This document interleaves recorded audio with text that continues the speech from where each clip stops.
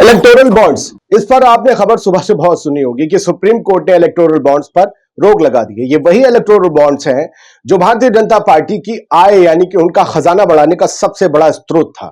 इसे असंवैधानिक करार दे दिया, अनकॉन्स्टिट्यूशनल। यानी भाजपा जिस चीज को लेकर आई थी और जिससे उसने अपनी दौलत बढ़ाई थी, उसी चीज को सुप्रीम कोर्ट ऑफ इंडिया और 5 जजों की संवैधानिक पीठ ने अनकॉन्स्टिट्यूशनल करार दे दिया है। यानी ये भारत के संविधान की आत्मा के खिलाफ है।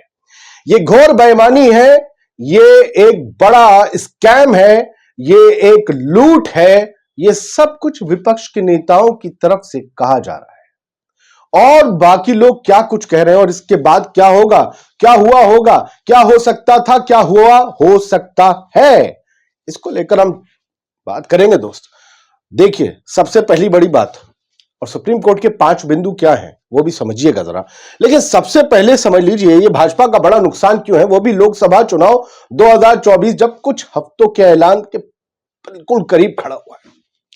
719 करोड़ बीजेपी को चंदा मिला, 719 करोड़, और कांग्रेस समेत 4 पार्टियों के कुल डोनेशन से 5 गुना ज्यादा है।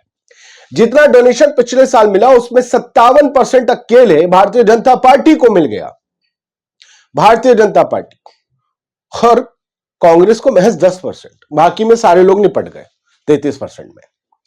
यार ये इतनी बड़ी चीज है कि आधे से ज्यादा जिसके पास दौलत की ताकत हो वो पार्टी तो आराम से जीत जाएगी, क्योंकि उनके पास दिखाने को भव्य टेंट, ये वो, प्लाज्मा स्क्रीन, हेलीकॉप्टर्स, गाड़ियां और चुनाव का बाकी सामान, साज और जो भी तरीके हैं वो होंगे।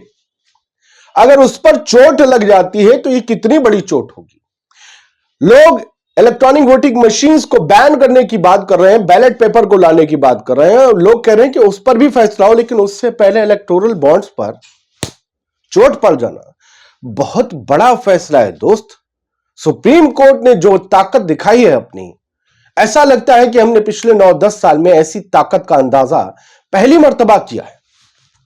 आप देखिए, इलेक्टोरल बॉन्ड पर सीजीआई चंद्रचूड़ के 5 सख्त कमेंट। चुनाव आयोग से सुप्रीम कोर्ट ने कहा कि तुमने ब्यौरा नहीं रखा कि इलेक्टोरल बॉन्ड्स के जरिए किस पार्टी को, भारतीय जनता पार्टी को, बाकी पार्टियों को कितना चंदा मिला। स्टूडेंट यूनियन लीडर का मैंने चुनाव लड़ा था दोस्त। मेरे पास मेरे जो चुनाव के पूरे पर्यवेक्षक बनाए गए थे कॉलेज के, उनका लेटर आ गया था कि आपने चुनाव की सीमा से ज्यादा जो है खर्च किया है, आपका स्रोत क्या है, पैसा कहां से आया और कहां कहां किस मद में खर्च किया, हमें जानकारी दें। मुझे छात्र संघ का चुनाव जीते थे, जीतने के बाद ब्यौरा देना पड़ा था। यहां इस इलेक्टोरल बॉन्ड में किसने, कब, क्यों, किस लिए, कितना चंदा दिया, कोई जानकारी नहीं देनी थी। एक कानून जो राइट टू इंफॉर्मेशन है, आरटीआई, अगर उसके तहत भी कोई जानकारी मांगे तो ये नहीं दी जाती थी इलेक्टोरल बॉन्ड की जानकारी की किसने जानकारी। अब होता क्या है, कौन फैक्ट्री वाला, कौन इंडस्ट्री वाला, कौन सा कॉर्पोरेट कितना चंदा किस पार्टी को दे रहा है, नहीं पता, नहीं बताएंगे, पूछ के देख लो, नहीं बताएंगे। अब इससे यह नहीं पता चल रहा कि जिस स्टेट में या केंद्र में किसकी भी XYZ की हुकूमत है, क्या उस चंदा देने वाले को इन सरकारों ने कोई फायदा दिया है? क्या उसने चंदा इसीलिए दिया कि उसकी कोई फाइल अटकी थी जिसे पास कराने के एवज में यह चंदा दिया गया, या किसी राज्यसभा की सीट दे दी या किसी विधान परिषद की सीट दे दी? क्या हुआ?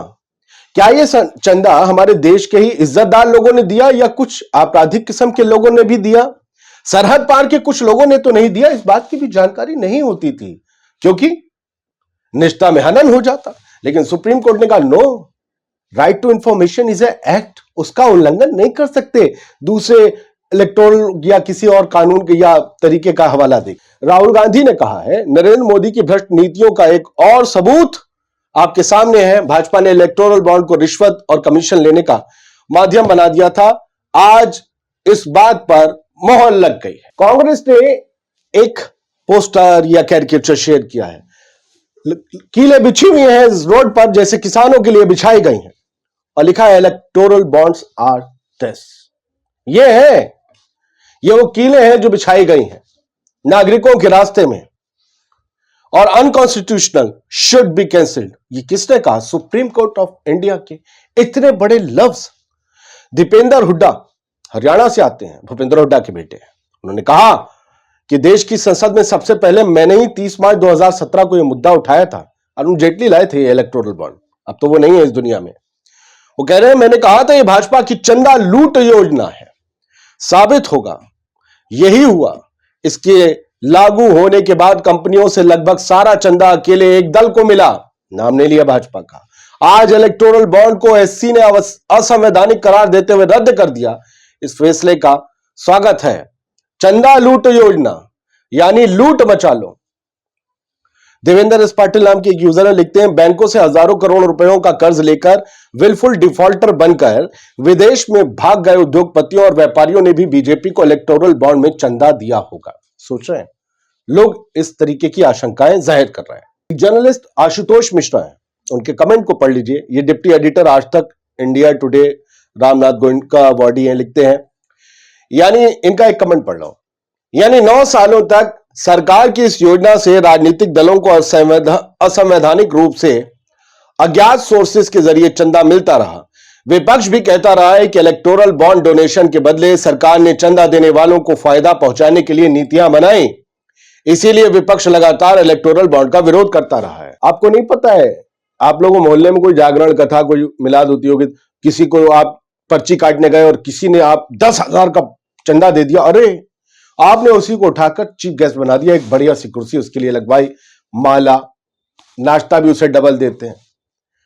ऐसा होता है, लेकिन इस मामले में ऐसा हुआ होगा मुझे यकीन नहीं है कि सरकार को जिसने, अब क्या पता सरकार को भी पता है या नहीं पता है, या मतलब सरकार छोड़िए, बीजेपी को, जिनकी सरकार है, बीजेपी को भी, उनके आला कमान को, अध्यक्ष को और जो उसके सर्वे सर्वा हैं, 2 लोगों का जो ग्रुप है, उन लोगों को भी ये पता है या नहीं पता है कि उन्हें चंदा देने वाले कौन हैं, देशी हैं, विदेशी हैं, सही है, गलत है, नंबर 1 का चंदा है, नंबर 2 का चंदा है, देश के कामों में, देश के हित में काम करने वाले हैं या देश के खिलाफ काम करने वाले चंदा दे रहे हैं। अगर उन्हें भी नहीं पता है तो फिर तो उन्हें भी पता होना चाहिए। तो अब चंदा ओपन होना चाहिए। मैं एज अ नागरिक ये जानना चाहता हूं कि मेरे देश की सरकार को जो पार्टी चला रही है, उस पार्टी को चंदा देने वाले कौन हैं, और क्या उन्होंने अगर चंदा दिया है तो क्या सरकार ने भी उनको कोई बदले में फायदा दिया है या नहीं। यह मेरी जिज्ञासा है, जिसे शांत करना उस पार्टी का काम है जिसकी सरकार इस देश में चल रही है। मैं यह भी जानना चाहता हूं कि दूसरे प्रदेश में जो दूसरे पार्टियों की सरकारें चल रही हैं, क्या उन्होंने भी चंदे के बदले कोई किसी इंडस्ट्रीज को फायदा तो नहीं दिया। कहीं ऐसा तो नहीं है सब लोग मिला जुला कर सरकार चल रहे हैं और ये सरकारें कॉर्पोरेट और सियासी पार्टियों की हैं। इस बीच तो जनता ठगी जा रही है। और राइट टू इंफॉर्मेशन क्या है? हर इंसान भाषण दे सकता है, सवाल पूछ सकता है, उंगली उठा सकता है, और उसकी जिज्ञासा को शांत करना उन सभी लोगों का काम है जिनके हाथों में देश और प्रदेशों की बागडोर है। वो इस बात के उत्तरदायी हैं कि उनकी जनता को उत्तर दिया जाए।